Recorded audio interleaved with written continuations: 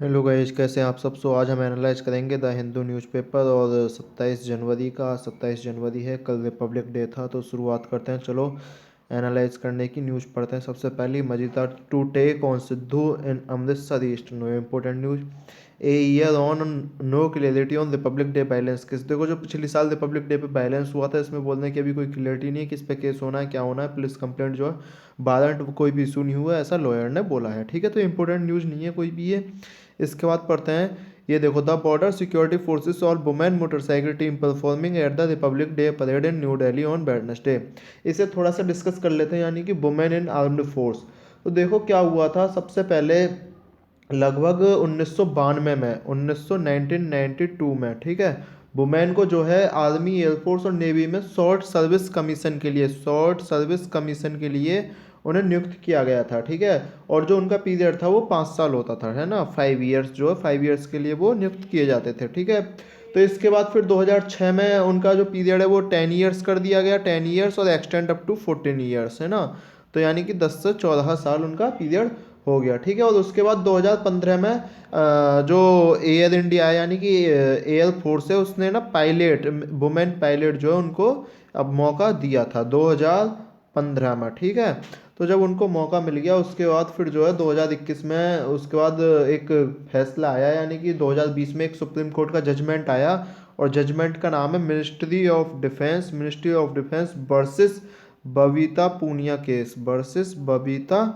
Poonia case, इसमें क्या बोला सुप्रीम कोर्ट ने। इसने सुप्रीम कोर्ट ने बोला भाई इसमें कि आप जो भी है, यानी कि जो लेडीज हैं, वुमेन है, ठीक है, उनको आप परमानेंट कमीशन दोगे। सारी की सारी 10 स्ट्रीम होती है इसमें, तो सब ही 10 की 10 स्ट्रीम में आप उनको परमानेंट कमीशन दोगे। ठीक है, और सेंटर ने बोला था कि साइकोलॉजिकल लिमिटेशन है, तो उन्होंने बोला ऐसी कोई लिमिटेशन नहीं होगी जो स्टीरियोटाइप्स, यानी कि रूढ़िबद्धता, स्टीरियोटाइप्स होता है रूढ़िबद्धता, जो पहले से चला आ रहा है, मतलब पिछली पीढ़ी से जो चला रहा है, उसे बोलते हैं रूढ़िबद्धता, है ना। और जेंडर डिस्क्रिमिनेशन अगेंस्ट वुमेन जो होता है, उसे आप फॉलो नहीं करोगे, ऐसा बोला था सुप्रीम कोर्ट ने। अच्छा, वुमेन के फायदे क्या क्या होते हैं, नुकसान तो सबको पता ही है, खैर फायदे मैं बताता हूँ। देखो, एक तो होता है एबिलिटी वर्सेस जेंडर। एक अगर बहस देखी जाए आपकी, एबिलिटी वर्सेस जेंडर। भाई एक चीज बताओ, एक जो मैन है उससे ज़्यादा बुद्धि वुमेन में भी तो हो सकती है, नहीं हो सकती। ठीक है, अच्छा, उसकी जो टेक्निकल एक्सपर्टाइज है, मान लो टेक्निकल फील्ड में बहुत अच्छी हो सकती है। ठीक है, उसकी लीडरशिप पावर अच्छी हो सकती है, डिसीजन मेकिंग स्किल अच्छी हो सकती है। तो ये जो चीज़ें हैं, ये हैं वुमेन के लिए, है ना। और अगर आप देखो तो स्ट्रॉन्ग मिलिट्री फोर्स हो जाएगी, यानी कि उसमें देखो मैन प्लस वुमेन दोनों होंगे। ठीक है, मान लो कोई नेचुरल डिजास्टर हो गया, तो उसमें वुमेन जो है वो आराम से हेल्प कर सकती है ना। तो ये जो सारी चीज़ें ये फायदे के लिए हैं। और लीडरशिप मैंने बताई थी, एनकरेज पार्टिसिपेशन होगा, कल्चर डिफरेंस होंगे। ठीक है, और स्पेशली ब्रेकिंग द सीलिंग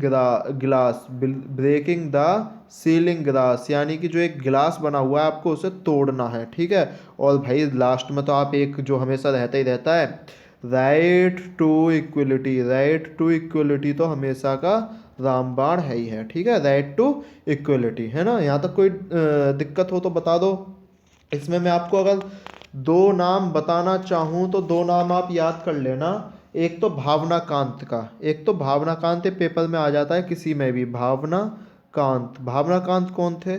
भावना कांत जो थे फर्स्ट वुमेन फाइटर पायलट। ठीक है, यानी कि इन्होंने कॉम्बैट मिशन के लिए ये फर्स्ट वुमेन फाइटर पायलट थे, है ना। और एक नाम याद कर लेना इसमें आप, गुंजन सक्सेना। ये नाम जरूर याद कर लेना, पेपर में आते आते हैं। गुंजन सक्सेना कौन है? इन्होंने कारगिल वार में कॉम्बैट जोन में, यानी कि कारगिल वार में इन्होंने प्लेन उड़ाया था, कारगिल वार में। ठीक है, तो मेरे हिसाब से वुमेन के लिए यही इम्पोर्टेंट था। उसके बाद अगर आप नेक्स्ट पेज पे चलना चाहो तो आप क्या देखोगे, fewer hospitalisation in third wave data from state show, यानी कि हॉस्पिटलाइजेशन कम है, केसेस भी कम हो रहे हैं, आज की न्यूज़ है ना। तो ये देख लेते हैं, कोई देखने वाली बात है नहीं। हमेशा reaches out to Jat leaders, important news नहीं है।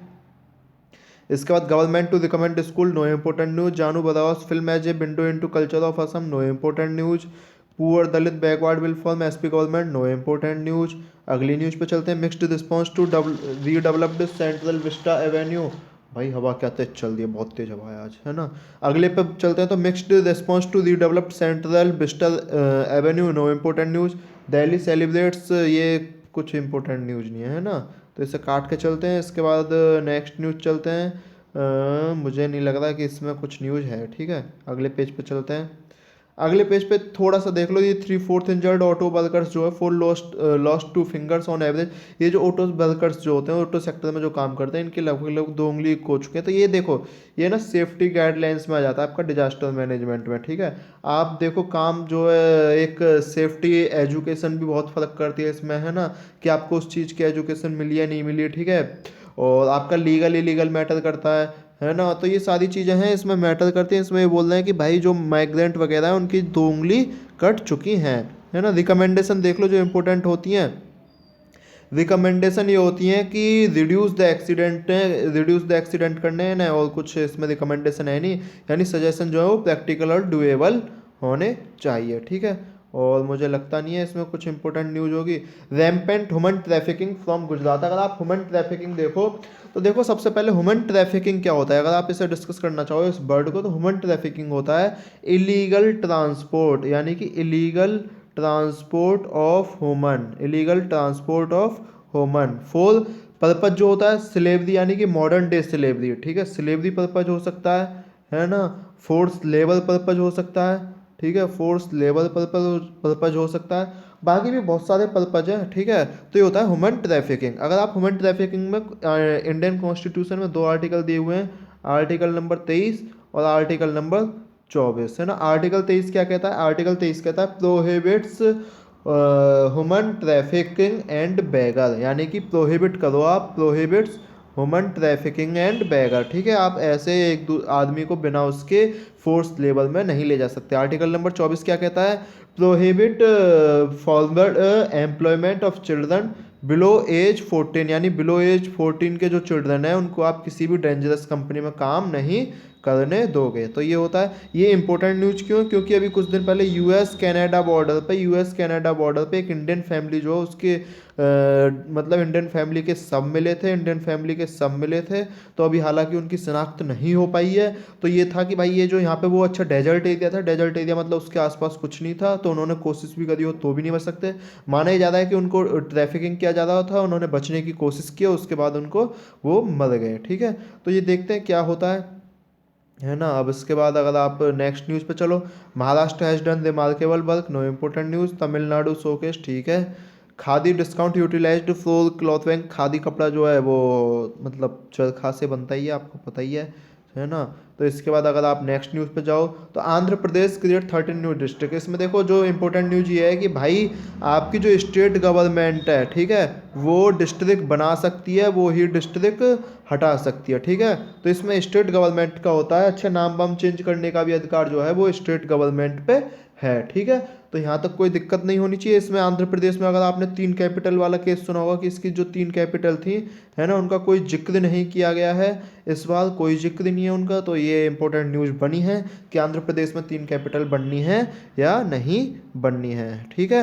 इसके बाद अगर आप देखो तो होल्ड पंजाब अकाउंटेबल, मुझे लग नहीं रहा कि आज का अखबार कुछ ज़्यादा इम्पोर्टेंट है, मेरे हिसाब से है ही नहीं। एक आप ये देख लो, spot billed pelicans dying and en masse in Andhra Pradesh. ये स्पॉट बिल्ड पेलिकन जो आंध्र प्रदेश में पाए जाते हैं, सबसे ज़्यादा जो इनकी संख्या है आंध्र प्रदेश में है, ठीक है। और इसमें कुछ इतना इम्पोर्टेंट नहीं है। ये है कि भाई जो बर्ड्स की बीमारी होती है उनकी हमें पहले एक जांच करनी चाहिए, ठीक है। और बाकी इतना इम्पोर्टेंट है नहीं, है ना। इसके बाद देख लो आप थोड़े से न्यूज़ पे अगर आगे चलना चाहो, तो keeping faith people to people. देखो इंडिया पाकिस्तान, मैंने कल बताया था परसों, कि पाकिस्तान की जो मिनिस्ट्री है उसने भाई इंडिया से बोला है कि आप जो हमें पिलग्रिमेज करने दो, यानी कि यात्रा जो है, हिंदू जो लोग हैं उनको यात्रा पे हवाई जहाज से आने दो, ठीक है। तो अब इस पर मिनिस्ट्री फैसला करेगी। तो इसमें बोला है पीपल टू पीपल फेथ होनी चाहिए, है ना, पीपल टू पीपल इनिशिएटिव होनी चाहिए, यानी कि लोग आपस में एक दूसरे से जुड़े, ठीक है। तो हालांकि बीच में इन्होंने बहुत सारे हमले किए थे, हमने भी हमले किए, सर्जिकल स्ट्राइक हमने की, है ना। उन्होंने हम पे उरी अटैक किया था, ठीक है। तो ये बहुत सारे एक इनके बीच में डिस्प्यूट हैं, लेकिन उसके बावजूद भी हमें ये सारी चीज़ें करनी है। अगर अभी आपको ध्यान हो तो पाकिस्तान ने हमें रास्ता दिया था अफगानिस्तान में अफ़गानिस्तान में वो दवाई ववाई भेजने के लिए, वैक्सीन, ह्यूमन एड भेजने के लिए पाकिस्तान ने रास्ता दिया था। तो ये सारी जो चीज़ें हैं ये इम्पोर्टेंट हैं कि भाई आपको जो है एक मतलब पीपल टू पीपल आप करते रहो, है ना। तो यही इंपॉर्टेंट न्यूज है इसमें। Substance of UP election, no important news. Taxing drama देख लो। टैक्सिंग ड्रामा क्या है, थोड़ा सा मैं आपको रिट्रो एक्टिव टैक्स जो है ना, इसमें भी रिट्रो एक्टिव टैक्स बोलो या इसे रेट्रोस्पेक्टिव टैक्स बोलो, मैं दो चीज़ समझा देता हूँ आपको। देखो सबसे पहले आप समझ लो रेट्रोस्पेक्टिव टेस्ट क्या होता है, मैं आपको समझाता हूँ। देखो रेट्रोस्पेक्टिव टेस्ट क्या होता है। देखो रेट्रोस्पेक्टिव टेस्ट होता है कि आप मान लो टेक्स्ट जो है टैक्स जो है ना, टैक्स जो है उसका आपने आज फैसला किया कि भाई हम आज टैक्स लगाने वाले हैं, नया लॉ बनाया आज। लेकिन आप बोलो नहीं नहीं टैक्स तो हम आज बना दें ये वाला लॉ, लेकिन जो टैक्स है वो आपको पीछे से लगेगा, यानी पिछली किसी डेट से लगेगा। तो ये चीज़ें गलत होती है। मान लो जो कंपनी है भाई उसने क्या एग्जाम्पशन कर रखी है, उसका क्या प्लान है, फ्यूचर प्लान है, तो वो सब उसका डिस्ट्रॉय हो जाता है। तो ऐसा ही दो केसेस में हुआ था। तो एक केर्न एनर्जी केस, दो केस बहुत फेमस हैं। एक तो है केर्न एनर्जी केस, है ना, और एक है दूसरा बताओ आप जल्दी से, वोडाफोन केस। ठीक है, तो दोनों केस में एक बार आपको थोड़ी सी डिटेल में बता देता हूँ जो इसमें दे रखे हैं आर्टिकल में। केर्न एनर्जी केस क्या था, देखो 2006 में एक केर्न यूके जो है, यूके में था ये, है ना। केर्न यूके ने अपने जो सारे शेयर्स बोलो, जो शेयर्स होते हैं उनके इंडिया के, वो सारे केर्न इंडिया में ट्रांसफ़र कर दिए थे। ठीक है, यानी कि केर्न यूके में जो इंडिया के शेयर थे वो केर्न इंडिया में वापस आ गए। अब वापस आ गए 2009 10 11 में क्या हुआ, इसने अपने जो सारे शेयर है वो वेदांता को बेच दिए। सारे शेयर जो है वो वेदांता एक कंपनी है उसको बेच दिए। ठीक है, अब इसके बाद बेच दिए तो इसके बाद क्या हुआ, आईटी डिपार्टमेंट ने बोला कि भाई हमें 2006 से जो है वो मतलब टैक्स आपसे चाहिए। ठीक है, केर्न एनर्जी जो है उसने भाई 10,427 करोड़ रुपए का उस पर टैक्स आ गया, इतना टैक्स आपको जमा करना है। केर्न एनर्जी चालाक निकला, वो इंटरनेशनल कोर्ट में चला गया। इंटरनेशनल कोर्ट ने केर्न एनर्जी के पक्ष में फैसला दे दिया है। ठीक है, ऐसे वोडाफोन केस में हुआ था, आपको पता होगी। जो वोडाफोन है, ठीक है, उसका जो 67% स्टेक है हच का, वोडाफोन है हच में 67% स्टेक खरीद लिया था। एक हच पहले कंपनी होती थी, उसके बाद बॉम्बे ने इस पे रेट्रोस्पेक्टिव टैक्स लगा। बॉम्बे हाई कोर्ट ने बोल दिया नहीं नहीं ये जो गवर्नमेंट है ये सही बोल दिया, रेट्रोस्पेक्टिव टैक्स लगना चाहिए। ये भाई साहब सुप्रीम कोर्ट में चले गए, सुप्रीम कोर्ट ने बोल दिया ये जो वोडाफोन है ये सही है। ठीक है, इसमें यानी कि जो टैक्स है वो इस पर नहीं लगना चाहिए। इसके बाद फिर ये परमानेंट आर्बिट्रेशन कोर्ट में भी गए, है ना। उसके बाद इन्होंने बोला कि क्यों गए थे परमानेंट आर्बिट्रेशन कोर्ट में, देखो ये जो है इंडिया और नीदरलैंड की बायलेटरल ट्रीटी के अंतर्गत, इंडिया और नीदरलैंड की बायलेटरल ट्रीटी के अंतर्गत ये कोर्ट में चले गए थे। तो उसके बाद वोडाफोन के पक्ष में फैसला आ गया है। ठीक है, अब इसके बाद ये बोल रहे हैं भाई आपको जो करना है वो फाइनल करो। ठीक है, इससे लटकाओ मत। इससे क्या क्या दिक्कत होती है, ये ब्यूरोक्रेटिक लोड है, ऑफिशियल ऑब्स्टेंसी, पॉलिटिक पैरालिसिस और कॉम्बिनेशन ऑफ थ्री, है ना, ये चीज़ें होती हैं। इससे आपकी ईज ऑफ डूइंग बिजनेस पे फर्क पड़ता है। ईज ऑफ डूइंग बिजनेस पे फर्क पड़ता है, इन्होंने यहाँ दिया हुआ नहीं है, मैं बता रहा हूँ आपको। ईज ऑफ डूइंग बिजनेस पे फर्क पड़ता है। ठीक है, इससे ह्यूमन डेवलपमेंट इंडेक्स पे क्यों फ़र्क पड़ता है मैं आपको बता देता हूँ। क्योंकि एम्प्लॉयमेंट, मान लो कंपनी चली जाएगी तो एम्प्लॉयमेंट जो वो आपका बेकार हो जाएगा। तो बहुत सारी चीज़ें हैं, इकोनॉमी पे फ़र्क पड़ता है इससे, इकोनॉमी पे फ़र्क पड़ता है इससे, है ना। तो ये सारी चीज़ें, टैक्स पे फ़र्क पड़ता है इससे, टैक्स जो ज़्यादा होगा कम होगा, तो ये सारी चीज़ें इससे फ़र्क डालती हैं। इसके बाद unlock India's food processing potential, देखो इसमें कुछ खास नहीं है जो आर्टिकल है, इसमें बस ये बोला है कि भाई कोरोना के बाद जो है, कोविड के बाद एक फूड की समस्या आ रही है, बहुत सारे लोग भुखमरी से मरे हैं। ठीक है, ये सच्चाई भी है कि लोग भुखमरी से मरे हैं, काम नहीं हो रहा। तो आप जो है एक उनको फूड प्रोसेसिंग जो है एक, यानी कि किसी भी टाइप से आप उनके लिए पार्क बनाओ, mega park, mega food parks बनाओ। अगर आपको पता हो तो मेगा फूड पार्क बनना है ना, तो उनके लिए आप जो भी चीज़ करनी है वो आप करो। पब्लिक इंफ्रास्ट्रक्चर बनाओ जिससे सभी पब्लिक को भोजन मिल सके, एम्प्लॉयमेंट मिल सके, यानी सस्टेनेबल फूड इकोसिस्टम। देखो फूड इकोसिस्टम क्या होगा, मान लो ये कोई बंदा है, ठीक है, इसके ये पहले एजुकेशन यानी पढ़ेगा लिखेगा, ठीक है, या जो भी है ना, उसके बाद ये जॉब लेगा, जॉब लेगा तो इसके पास इकोनॉमी यानी पैसा आएगा। ठीक है, रुपए आएंगे इसके पास, रुपए आएंगे तो ये अपना कुछ फूड खरीदेगा। ठीक है, फूड कहाँ से खरीदेगा, अगर आपका इंफ्रास्ट्रक्चर अच्छा होगा तो इसे फूड मिल जाएगा। ठीक है, यानी इंफ्रास्ट्रक्चर। फिर उसके बाद इन्फ्लेशन डिमांड करेगा, इन्फ्लेशन के बाद जितना पैसा बचेगा वो फिर आदमी के पास इकट्ठा हो जाएगा। तो ये जो फूड सर्कुलेशन है ये आपको सही से रखना है। ठीक है, नेक्स्ट न्यूज़ पे चलते हैं। The Dravidian model of public health. देखो मैं बता देता हूँ आपको Dravidian model of public health क्या है। इन्होंने बोला है कि ये जो नीट से या ये जो यूजी में डॉक्टर होते हैं ना इनके यहाँ पे तमिलनाडु में, वो क्या करते हैं कि पहले आपको 3 साल 3 ईयर्स जो है रूरल एरियाज में काम करना पड़ेगा, यानी रूरल गवर्नमेंट जो है उसमें आपको डॉक्टर की तरह सेवा देनी पड़ेगी, जब आपको रिजर्वेशन का फ़ायदा मिलेगा। ये न्यूज़ किस लिए आई है अगर आपको पता हो तो, अभी नीट में जो ओबीसी के और ईडब्ल्यूएस के लिए दोनों के लिए कोटा जो है वो सुप्रीम कोर्ट ने बोल दिया कि ये कोटा इनके लिए एप्लीकेबल है। तो ये बोल रहे हैं कि ऐसा अगर हो सके कि जिसको कोटा यानी रिजर्वेशन चाहिए वो पहले रूरल एरिया में काम करे, तो वहाँ अच्छी फैसिलिटीज मिल जाएंगी और पब्लिक का फायदा होगा, ऐसा इन्होंने बोला है। रिमेंबरिंग द होलोकास्ट, इन्होंने एक डाटा दिया है कि भाई इंडिया के अगर लगभग इंडिया के मतलब 50% से ज़्यादा लोगों को जो पिछले होलोकास्ट होते हैं वो याद रहते हैं, लेकिन यूएस के 23% लोगों को भी हॉलोकास्ट के बारे में उन्होंने नहीं सुना होता। ठीक है, तो ये जो सारी चीज़ें हैं कि हॉलोकास्ट क्या होता है, यानी एक साथ बहुत सारी पब्लिक का मर जाना है ना, वो होलोकास्ट होता है। एक डे दिया हुआ है इसमें, आप उसे डे को याद कर लीजिएगा, इंपॉर्टेंट हो सकता है। ये डे दिया हुआ है इन्होंने यूनाइटेड नेशन के द्वारा 27 जनवरी जो है वो इंटरनेशनल होलोकास्ट रिमेम्बरेंस डे मनाया जाता है, 27 जनवरी। ठीक है, तो ये चीज़ें हैं इसमें बोला। होलोकास्ट जो हेट स्पीच से, रेशियल डिस्क्रिमिनेशन, कास्ट डिस्क्रिमिनेशन इस चीज़ से होता है, तो ये हमको नहीं करना है, ऐसा ये बोल रहे हैं यंग पीपल जो, उनको इस बात से बाहर निकालना चाहिए। ठीक है, और कुछ नहीं बोले। और इम्पोर्टेंट न्यूज़ मेरे हिसाब से इसमें कुछ है नहीं। अगर इससे पहले मैंने अभी तक बोला नहीं है, इससे पहले अगर आपने के एन पी एनालिसिस को सब्सक्राइब नहीं किया है तो सब्सक्राइब कर दो। ठीक है, उसके बाद हम अगले पेज पर चलना चाहेंगे। अगर आप बोलोगे तो बीजेपी टेम्परिंग, चलो हटाओ इसे, ये आ जाएगी। आरजेडी रिजेक्ट, मुझे कुछ इसमें इंपॉर्टेंट नहीं लग रहा है ना। ये देख लो, राजा भैया ने एक एसपी कैंडिडेट उतार दिया है। ठीक है, इसके बाद इसमें कोई इंपॉर्टेंट, देखो ये घटिया न्यूज़ है एकदम, पेपर में आनी नहीं है। आप ये मत सोचना कि भाई ये पेपर में आ जाएगी कभी, है ना, गारंटी से बोल सकता हूँ पेपर में कभी नहीं आती है, बस इनको बकवासबाजी में पढ़ाया जाए कोई भी, आप पढ़ते जाओ आप, वो आपकी इच्छा है। ठीक है, इसके बाद पद्म अवार्ड, मैंने कल पद्म अवार्ड की पूरी डिटेल बताई थी। पद्म अवार्ड, पद्म विभूषण, पद्म भूषण, है ना, तो ये पद्म श्री, तो ये सारी चीज़ें हैं, है ना, उसमें ध्यान रख लेना। ये टाइटल, एवोल्यूशन ऑफ टाइटल के अंतर्गत आते हैं, जो आर्टिकल नंबर 18 में है। ये मैं शायद कल बताया नहीं था, ये आज मैंने आपको बता दिया। ठीक है, इसके बाद अगर आप बात करना चाहो तो नई बात पे चलते हैं, कोई नई न्यूज़ पे चलते हैं। सेंट्रल एशियन कंट्री मैं आपको बता चुका हूँ। सेंट्रल एशियन कंट्री इस बार आने वाले थे 26 जनवरी पे, नहीं आ पाए as a chief guest. Kazakhstan, Tajikistan, Uzbekistan, Turkmenistan और किर्गिजिस्तान। ठीक है, ये जो है ये 5 हैं, है ना, ये रहे किर्गिजिस्तान, ताजिकिस्तान, तुर्कमेनिस्तान, उज्बेकिस्तान, ये सेंट्रल एशियन कंट्री हैं। इसके साथ इंडिया का बहुत अच्छा है, ये ऑयल माने जाते हैं कि इन पे ऑयल ज़्यादा है, एनर्जी ज़्यादा है। ठीक है, तो इंडिया और रीजन है, लेकिन इस समय लगभग $2 बिलियन का जो है इनका रीजन के साथ ट्रेड है, जिसमें से एक्सटेंड $1 बिलियन कजाकिस्तान के साथ होता है। लैंड ऑफ क्रेडिट है। ठीक है, एटी एग्रीकल्चर, बहुत सारे इसमें क्षेत्र हैं। ठीक, और इसके बाद कोविड-19 में भी बहुत सारे डेवलपमेंट हुए हैं। और ये देखो पेंडेमिक में संघाई कोऑपरेशन ऑर्गेनाइजेशन जो है, इंडिया भी मेंबर है उसका, जिसमें रसिया, चाइना, ईरान और पाकिस्तान मेंबर हैं।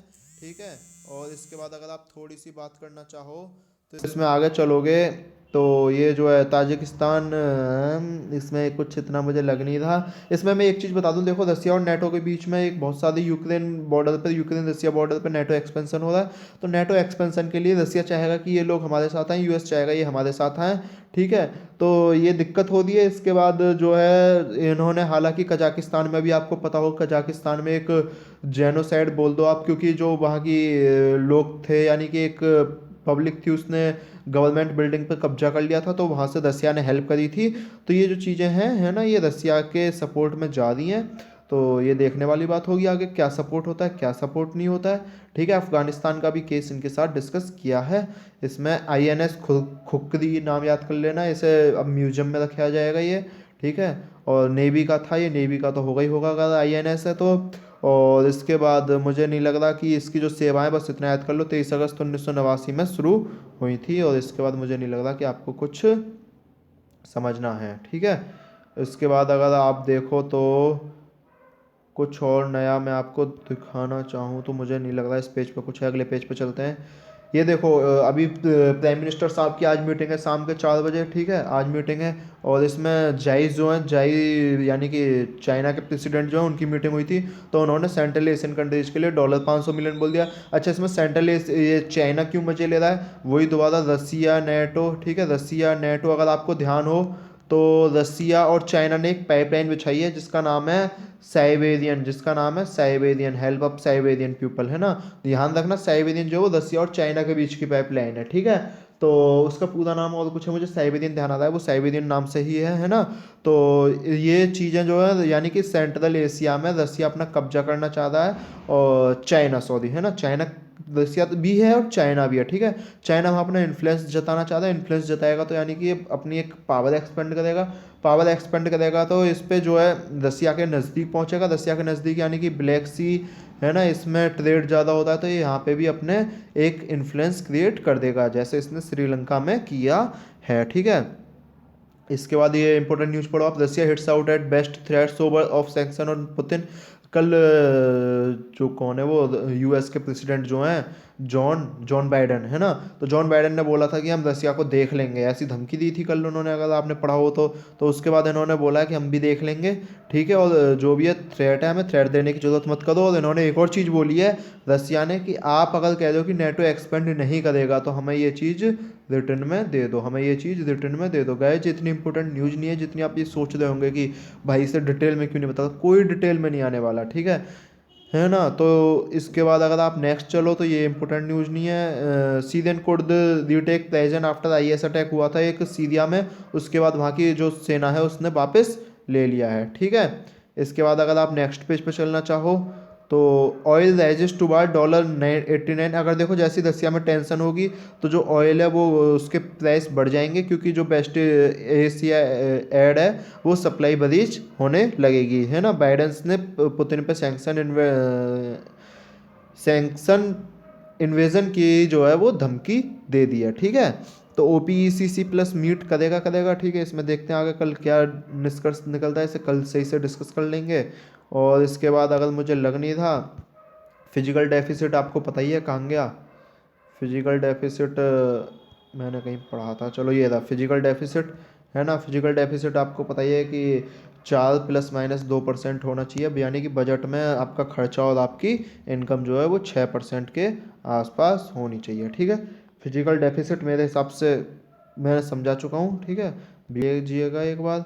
और इसके बाद ख़त्म हो चुका है। अगर आपने KNP एनालिसिस को अब तक सब्सक्राइब नहीं किया है तो भाई उसे सब्सक्राइब कर दो, शेयर कर दो, लाइक कर दो, ठीक है। और आज एक वीडियो आएगी प्राइवेटाइजेशन डिसइन्वेस्टमेंट इन सब के बारे में एक वीडियो आएगी, तो उसे भी आपको लाइक शेयर करना है। तो चलो मिलते हैं अगली नेक्स्ट वीडियो में, बहुत बहुत धन्यवाद।